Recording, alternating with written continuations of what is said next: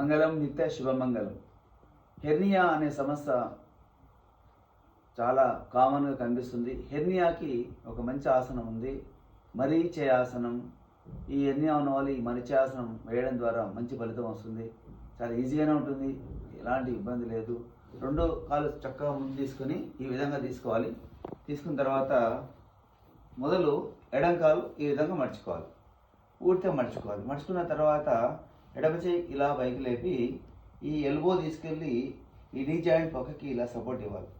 ఈ కింద కాళ్ళు ఇలా స్ట్రైట్ పెట్టుకోవాలి. ఈ పొజిషన్లో ఎంత వీలైనంత రైట్ సైడ్ క్రాస్ చేయాలి.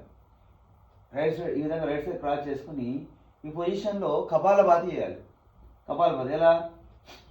శ్వాస బయటికి కడుపులోనికి. ఈ అవస్థలో కపాలభాతి 1 minute.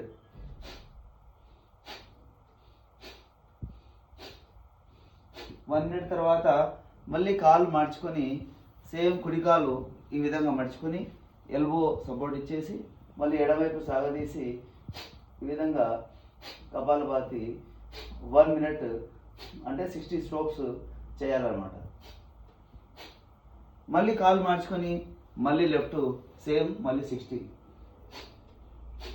ఇట్లా ఒక 4 rounds డైలీ ప్రాక్టీస్ చేయడం వల్ల హెర్నియా స్టార్టింగ్ గ్రేడ్ 2nd ఉన్నప్పుడు బిలో చేస్తే మంచి ఫలితం వస్తుంది. హెర్నియాకి బెస్ట్ ఆసనం హెర్నియాకి మరిచే ఆసనం. Thank you.